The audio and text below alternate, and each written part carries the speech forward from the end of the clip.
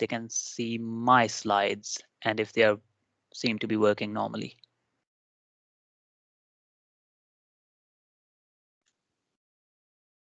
Yes, it is working. Brilliant stuff. Thank you very much. So let's begin. Essentially, this is the uh, um, link. This is the website address where we will find all the information that we need.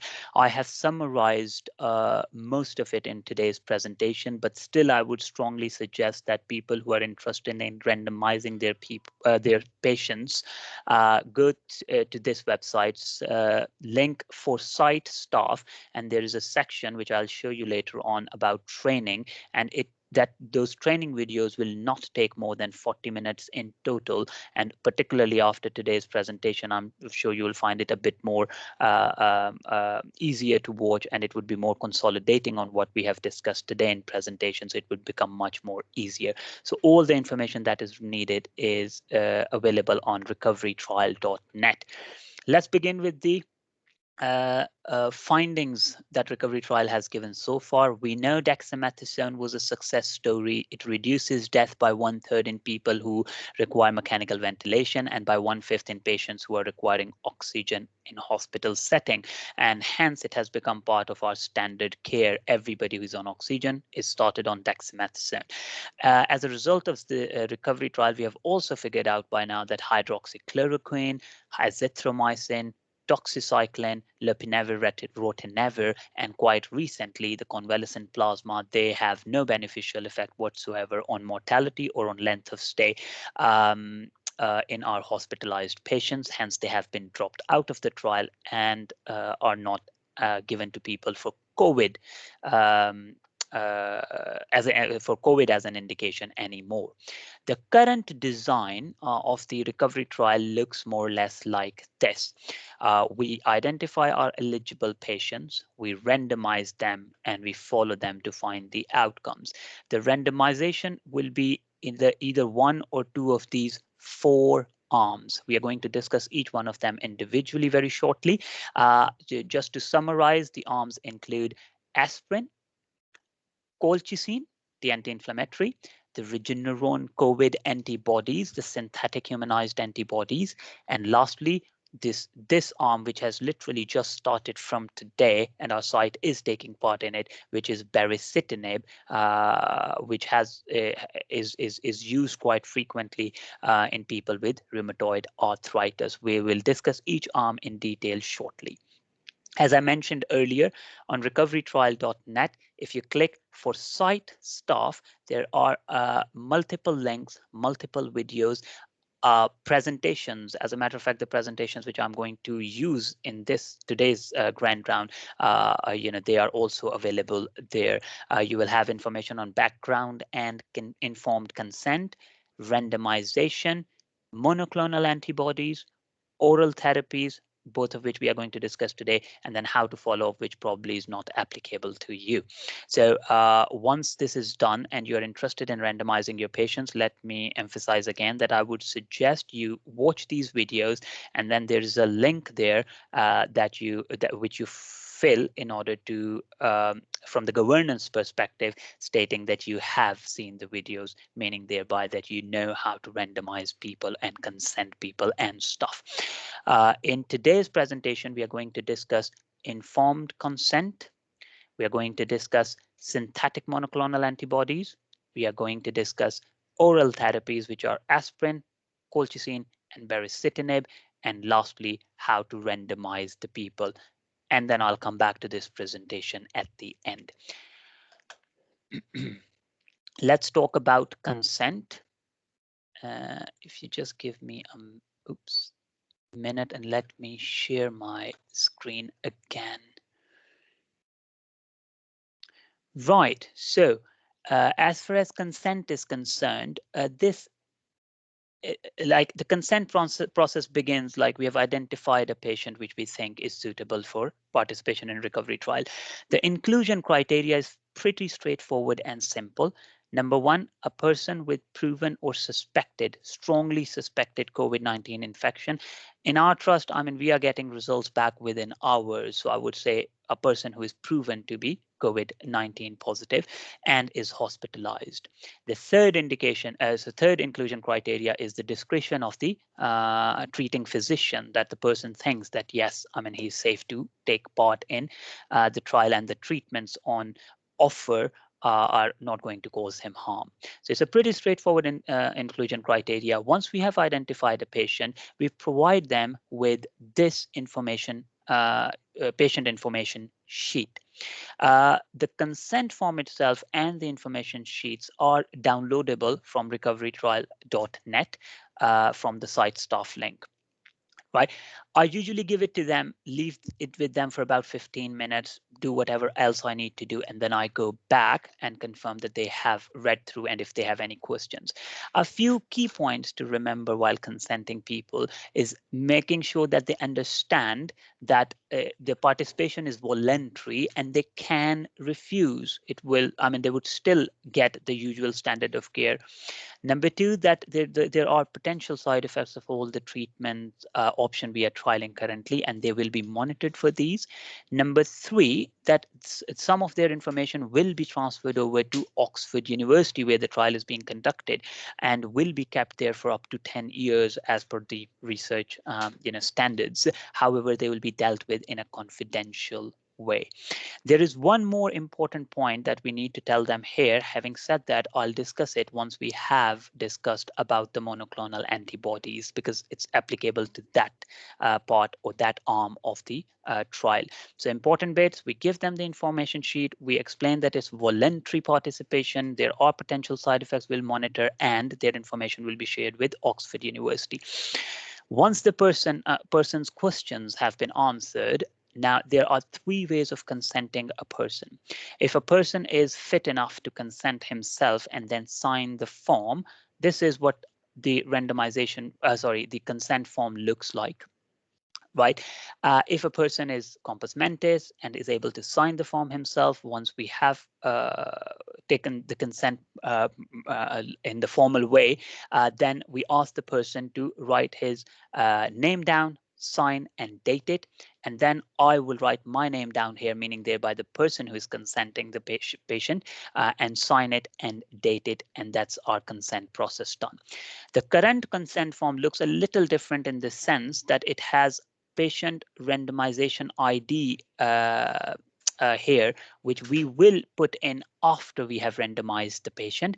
And number two, there is another point in this area in relation to convalescent plasma, but of course we know that that has been dropped from the trial as it is not beneficial. So I usually just cross it off. Let's assume that the patient is way too unwell to sign the form himself. However, we have spoken to him and he has shown his consent. In that case, on the other side of the consent form, we have a section where a witness prints his name, signs it on behalf of the patient, and I, as the person who is taking the consent, would sign it as well, and that's a valid consent done. So if the patient cannot sign for one reason or the other, a witness who is not taking part in the trial, witness could be anyone. In all fairness, he or she can sign the form on behalf of the patient, and then the person who's taking the consent. The third scenario is if the patient does not have the capacity to sign for the trial. The patient is delirious, or in ITU they use that as well, and which is the third section here.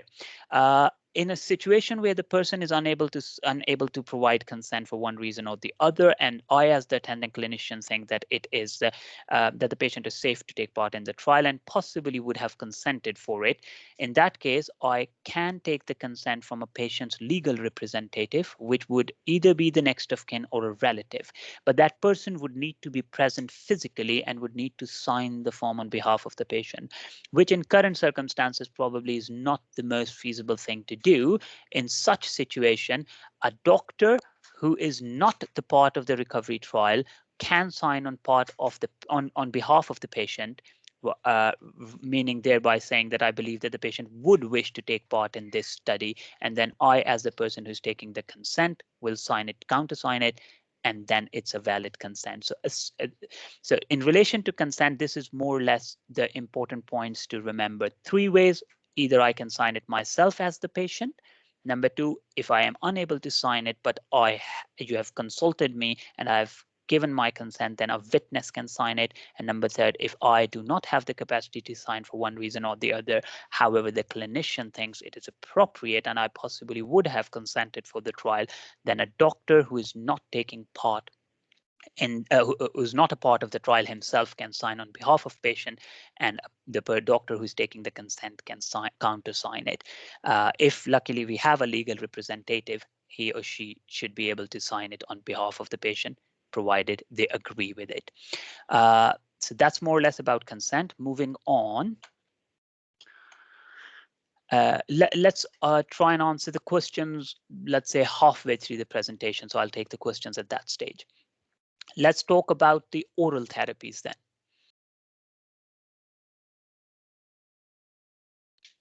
Right, I can see a question raised, which luckily I've just seen it. What about the children who are taking? Unfortunately, I'm not dealing with the children or pediatric side of the trial, so I have no experience or expertise in relation to that. And in all fairness, I'm not really sure who is. Dr. Andrew Marshall is the principal investigator, and Dr. Kankum is the co-principal investigator. If there are any questions, if you direct them in their direction, and I'm sure they would be at least able to direct you in the right direction if they are not the most appropriate person to be answering that question. Moving on, oral therapies. Let me share my screen again. So as I said, we have a few options: aspirin, colchicine, and baricitinib. Baricitinib is starting from today. Aspirin we all have used frequently. We know the dose used in recovery trial is 150 milligram once a day if the patient gets randomized to it. We know the contraindications would be hypersensitivity, or if the patient is considered to be too high risk for bleeding or has had a recent major bleeding. Having said that, a few questions that are being asked frequently. Why 150 milligram? That is in order to prevent underdosing in larger patients, and it does not increase the bleeding risk too much. The other question people often ask is, shall we give PPI to the people? So that's at the discretion of the clinician. I mean, for example, for me, I am actually giving people PPI because particularly with dexamethasone, which is the usual standard of care, and then the person also goes on aspirin, I think it's only appropriate to provide them with some gastroprotection. People also ask about what happens to VTE prophylaxis. Just because a patient has been randomized to aspirin does not have any effect on our usual VTE prophylaxis decision making. So the patient should still have a standard VTE prophylaxis as deemed appropriate by the treating clinician.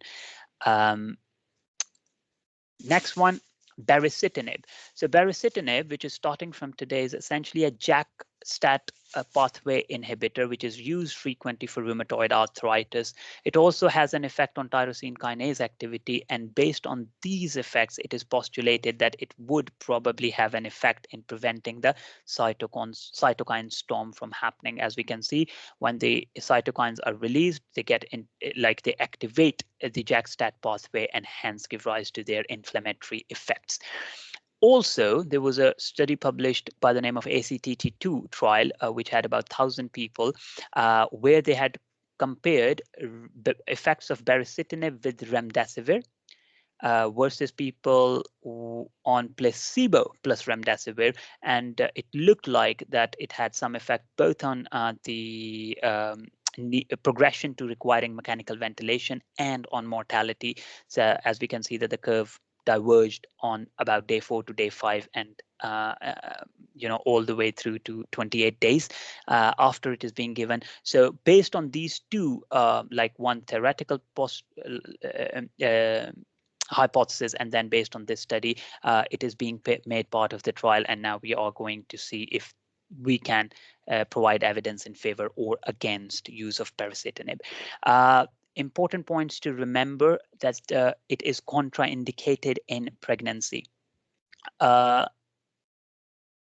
let me take the opportunity to mention that colchicine also has teratogenic effects in pregnancy. Hence, in order to randomize women of childbearing age to a recovery trial, we now need to have a urine pregnancy test. So if we do not have the test, both of these treatment options will be marked as unsuitable for those patients. So in order to randomize, we definitely need a urine pregnancy test for women of childbearing age. Uh, Also, baricitinib is contraindicated if a person has eGFR of less than 15, if their neutrophil counts are less than zero point 0.5, if they have or are strongly suspected to have active TB, and last thing, if they have received tocilizumab or are planned to receive it in the next 24 hours. Now, important thing to remember that tocilizumab is not part of recovery trial anymore. Patients are not being randomized for tocilizumab anymore. However, the results are pending. However, tocilizumab is being given MHRA approval for using in people who are requiring who are requiring respiratory support in the form of Optiflow or CPAP or intubation and ventilation, like invasive mechanical ventilation. So it is possible that people may end up getting it. And if it is thought in a person who is potentially going towards requiring CPAP, that possibly not to give them baricitinib, so marking them as unsuitable because that person may end up receiving tocilizumab in the days to come. So contraindication-wise, pregnancy, if the patient has CKD with an eGFR of less than 15 or AKI with an eGFR of less than 15, low neutrophil count of 0.5, and active suspected or active TB infection, and if the patient has received or is planned to receive tocilizumab in the next 24 hours. Dose reduction may be indicated if the person has a GFR between 15 to 30, where we would only give 2 milligram on alternate days, and if eGFR is between 30 to 60, where the dose will be reduced to 2 milligram once a day. Now, let me take the opportunity to add that it is when we randomize people to recovery trial, it actually gives you exactly the dose that needs to be given for exact number of days. So the instructions are pretty clear and categorical, and usually there is no confusion about how much we need to give. So we do not really need to worry too much about memorizing all the doses. However, of course, we need to keep in mind that, like, if the patient has AKI or CKD, so just make sure that, yes, we have prescribed the right dose. Similarly, if the people are receiving probenecid, which is used in gout, like occasionally we see, I haven't seen it very much to be used, then the dose would need to be halved for baricitinib. Adverse effects, yes, it will prone you to infection because it would reduce your, it will have immunosuppressive effect. Abdominal symptoms, occasionally diverticulitis has been reported. People occasionally complain of headaches, and rarely it can cause neutropenia. Hence, the contraindication of if the neutrophils are less than 0.5, then they should not be given baricitinib.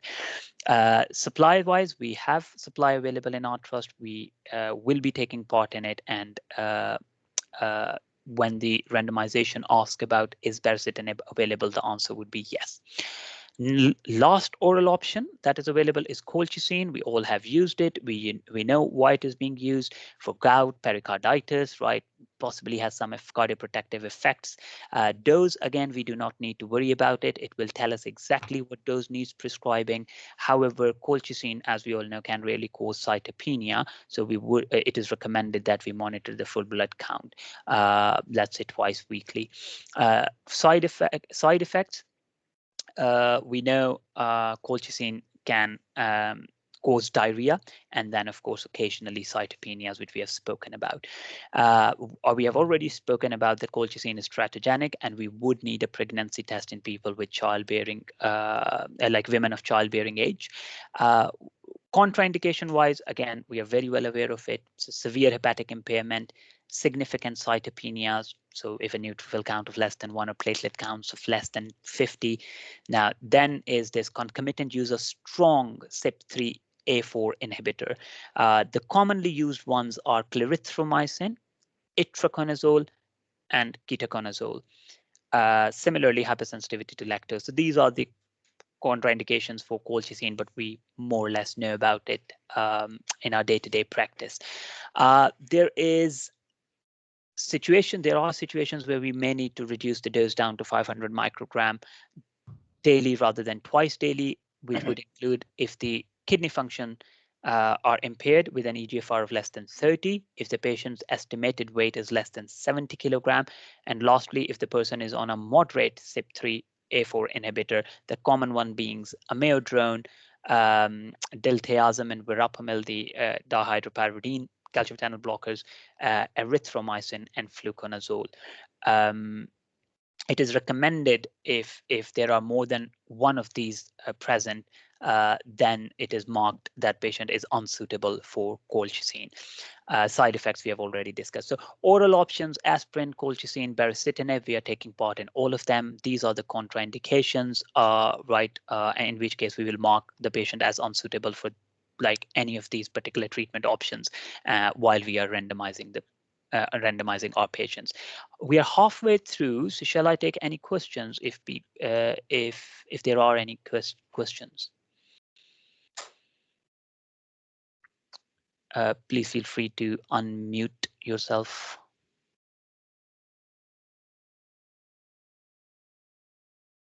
Interestingly, there's a comment here from Dr. Mansi in relation to the question asked earlier on. We have not recruited any cases so far from pediatric side because they are very mild and they are discharged within 24 hours. So that's a optimistic and positive news. Right, so moving on, let's talk about Regeneron COVID antibody cocktail. Let me share my slides again. Right, so same hypothesis for which we were giving people convalescent plasma, that antibodies against COVID-19 virus would potentially neutralize it, would prevent it from entering the cell and causing or wreaking havoc. So we know convalescent plasma doesn't work, but we are still recruiting people to Regeneron antibodies cocktail. And there are already about 2,000 people who have been recruited to this arm, and the target is about 6,000. 6,000 patients on who have received Regeneron antibodies and will be compared with 6,000 people who haven't. Antibodies are directed against the spike protein. Usually the virus spike protein attaches to ACE2 inhibitor, gets into the lung cell and causes infection and inflammation, cytokine storm. If the antibodies can prevent that coupling from happening, then hopefully we will be able to prevent its entry into the cell and prevent the cytokine storm and severe inflammation that is happening. We know people who have COVID-19 infection will develop antibodies by day 14, which is also applicable for the vaccine. Important to tell our patients. I've seen a few who have been admitted just because they had their first dose of vaccine and then decided to go out, who have been shielding perfectly well up until then. Anyway, monoclonal antibodies are 100% humanized. We have spoken that they are against the spike protein. We already have 2,000 people in the arm now. I am aware of one serious unexpected adverse reaction that has happened in a patient secondary to Regeneron antibodies. The patient, it sounds like, had anaphylaxis and developed pulmonary edema, was managed on the standard lines and responded very well. And along, other than that, a few minor side effects like paresthesias, nausea and vomiting, abdominal discomfort have been reported. Almost all of them ended up finishing their infusion. However, if somebody does end up getting some side effect, it is recommended that after dealing with it, the infusion is started at 50% of its initial rate. Now, this is the advice in people who are getting minor side effects. Of course, the one which I've mentioned earlier on, the one which was serious and sounds like an anaphylaxis, of course, we will not be restarting it again. So there are in total 5,500 people. Like definitely 2,000 of them have received Regeneron, and we have already spoken about the potential side effects. One of them was serious. Dose, we don't have to worry about it. It will tell us if the patient gets randomized to it. So it is given in 250 mils of normal saline and infused over 1 hour. If the side effects happen, we deal with them. And if it was not anaphylactic, then 50% is the rate we start the person back on it. It has two antibodies in it, two different antibodies in it. And the rationale behind that is that if the virus were to mutate, which it did, we are very well aware of it now, then still one of the two will be able to give us the desired effects. Now, remember when we were talking about the consent, and I said there is one more important point to tell the patient. This is the point that we need to tell the patient, which is that if the person is receiving Regeneron antibodies, the advisory is that we recommend to the patient that they delay their COVID-19 vaccine for 90 days after antibodies. It is hypothesized that possibly the antigens, if antigens would neutralize the vaccine as well, and it would not be able to give the desired immune response which we expect to achieve from vaccination. I have a few people who have withdrawn their consent for Regeneron only on this basis, and that's precisely the point why we need to tell the people so that they can make an informed decision. So in the consent process, important to mention, if they will end up getting Regeneron antibodies, it is recommended they do not have their COVID-19 vaccine for 90 days after receiving the antibodies. As far as randomization is concerned, so the way randomization will work, let me share the slides again. Yeah, so we have provided the patient, we identified the patient, we provided with the information leaflet, gave them the opportunity to read through if they have any questions, and then we went and we consented the patient. Now the patient has been consented. Once the patient is consented, we collect two gold top bottles blood sample, which we will be sending, and I'll show you later on as well, for COVID antibodies. It appears on our eSearcher as SARS-CoV-2 antibodies. It is important to collect those two blood vials, both gold top, because that's how we will be comparing if the Regeneron antibodies are having effect on the people who already have antibodies versus people who do not have antibodies, and if there is any difference. So we consent the person. Once the consent is signed, we collect two gold top bottles and send them for COVID-19 antibody testing to the lab. After that, we go to recoverytrial.net. We click on randomization, and this is more or less what appears. We select, let me see if I can actually, oh no, this is not how it would work. Yeah, so we select our site. Our site would be East Sussex Hospital Trust, and then we need to enter the password. So when any of the department is interested in randomizing people, give me a shout. I'm happy to come along, try and randomize, like, first couple of people with you. We'll tell you what the password is, leave it somewhere easily accessible. And I mean, going through the randomization process with me, like, I'm hopeful people will feel more comfortable, and then you can crack on with randomizing. So we need the password. We log in. Three options appear, which is enroll patient into this study or recent recruitment list. Of course, we are enrolling people into this study. Then basic questions: who is the clinician? What's the patient's demographics? Then has the patient consented? Is the patient confirmed COVID-19? And the attending clinician thinks that patient is not going to get harmed by taking part in the recovery trial. Next bit, we do need to know the COVID-19 onset symptom date of hospitalization, and how much oxygen they are requiring. I think other questions are what their last CRP is, when did they have their COVID vaccine, if they already had it, and I think EGFR is what they are interested in knowing. Then something to talk about comorbidities. We click whichever is applicable to the patient. Let me draw your attention to this section because it has a potential of causing some confusion in the next question. This is a pretty straightforward question. Does the patient have any current comorbidities, which is yes, no, not known. However, once we move on to the next section, which is negative question, are the following treatments unsuitable for the patient? And that's where the confusion goes. So if I label somebody to be unsuitable for, let's say, this lopinavir ritonavir, and I apologize, this is an old presentation. These, of course, are going to get changed, and there will be only 4 options here, which would be aspirin, colchicine, uh, baricitinib, and Regeneron antibody. So if I label my patient, say yes, that would essentially exclude the person from that arm of the trial. It's a negative question, and particularly because it is immediately after a pretty straightforward question, I have been in situation we have accidentally labeled it wrong. So pay extra attention to this question. Yes would mean that the patient is unsuitable for that treatment and will be excluded from that arm of the trial. We mark this section at the end. We provide with some personal information, our email ID, who is randomizing, and we press continue.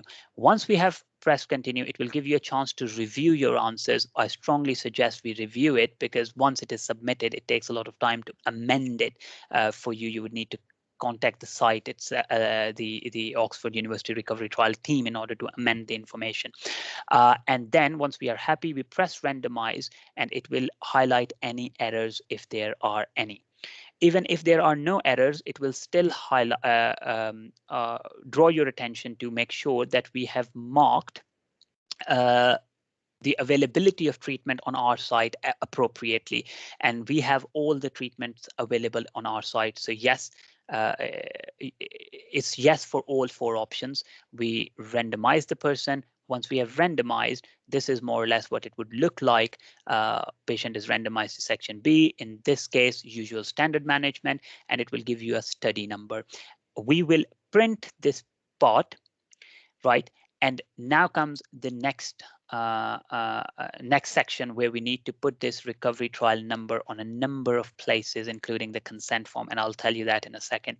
If there are any urgent queries, we ring this number, which is available on their website. If it is more of a simple query, or you want minor advisory or something, you can either contact me, our research team, or you can email them, and hopefully you'll be able to get an answer within 24 hours. Let me go back to my first slide, and let me share it again.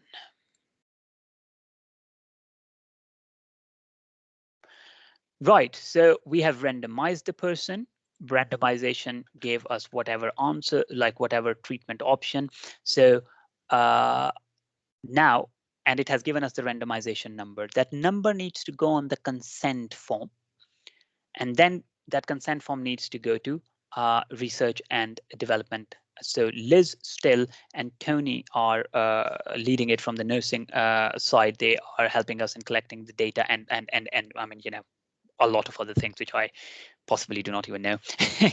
So we need to send that consent form scanned copy to either Liz Still or to Tony DeFreitas.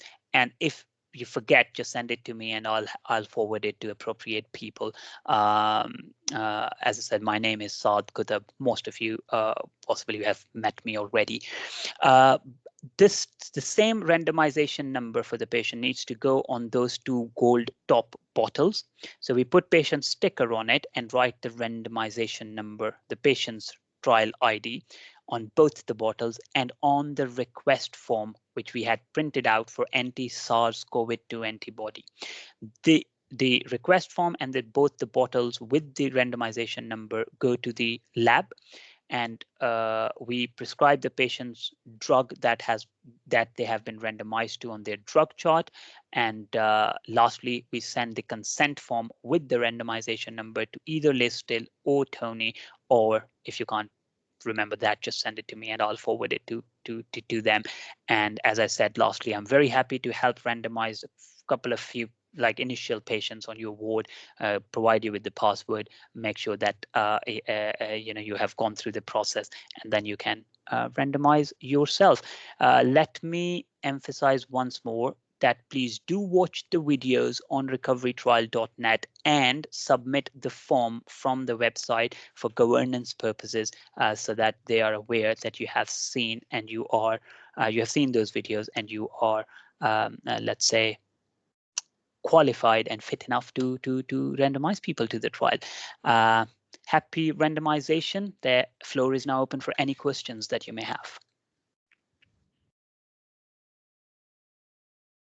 Thanks very much, Saad. That's really informative run through about the trials. It's quite amazing, isn't it? How many different things are being looked at in terms of agents, isn't it? Indeed, indeed. And all the potential treatment options that somehow gained a lot of popularity have been looked into, particularly that hydroxychloroquine and azithromycin, and unfortunately they haven't really made any difference. So yeah, I mean, research is definitely something every junior doctor or any healthcare clinician should do. I have a question if no one hasn't got one yet, but with everyone being so busy on the wards, have you got any tips about how you can make the recruitment more easier for them, for junior doctors to engage? I mean, to be in all honesty, the recovery trial model is much easier to follow than a lot of trials. But have you got any practical points about how if you're encouraging junior doctors to do it, what things can you do to make it easy to refer and recruit? I think the only thing I would mention is, which I've said earlier on, just call me, take me along, let me show you how it is done for the first couple of people on your board. And that's the best way of showing you, because yes, now it would, I think, take around 10 minutes for me after the consent to randomize. But you're very right that if, initially it was taking around 20 odd minutes. And when you are doing it, those 20 minutes easily feel like an hour, and you're like, this process doesn't end. Take me along.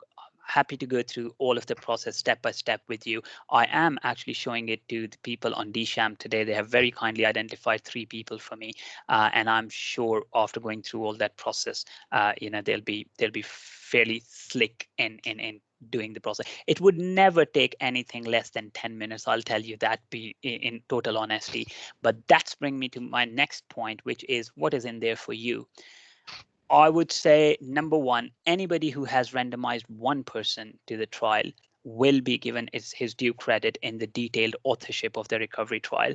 It's agreed between Oxford University recovery trial team and for the publication's sake. So you would be there when it gets published in the detailed authorship. That's number one. Number two is you can use this in your research section of the portfolio. So if you randomize 4 or 5 people, keep track of, keep a little logbook and upload it. And as far as I can see, it would definitely be given weightage in your research experience. But lastly, and the most importantly, let's randomize people. Let's find what works for people, and let's get rid of this COVID-19, which, believe it or not, we are already in 2021. Thanks, that's a really good point. It's definitely good for junior doctors. Indeed. I mean, yes, you can look at it in the small term about your CV and also engaging research, but Saad's point, in terms of the bigger aim is we're saving lives by learning what works. And, without the research that's done before, we wouldn't know about dexamethasone and many other drugs. So that, if anything, is the bigger purpose of everything. I can't see anything else on the question board, Saad, but I think I'll just remind everyone that I have put the link to the YouTube website for Grand Rounds onto the message board. So everything that we have recorded before will be on there. So if you missed part of the session or you need a run through, it will be available for you. Maybe a few little things I'll say just as small updates in terms of well-being and support. For a lot of you, I know you guys have been working very hard, and the last few weeks have probably tested us beyond what we ever thought we would need to do in terms of resilience. So I am working with palliative care and other people from the well-being team to see if we can provide you certain kind of psychological and kind of well-being support sessions in the future. So you'll hear more updates from me about that, and they'll come through various forms, whether it'll be face-to-face meetings in a well-distanced room, or through Microsoft Teams sessions as well. So I think mental health and support for everyone, not just doctors, but everyone, is actually one of our next big challenges now that everyone is beginning to stabilize through the thick and thin of COVID. It's the last COVID wave. Saad, is there anything else you'd like to say? No, other than thank you very much for attending. Yeah. Thanks very much, Saad. That was fantastic. Well, in that case, if there's no other questions, I'm going to bring this grand round session to a close, and I wish everyone a good day and take care. Thank you very much. Likewise, Dr. Fong. Cheers.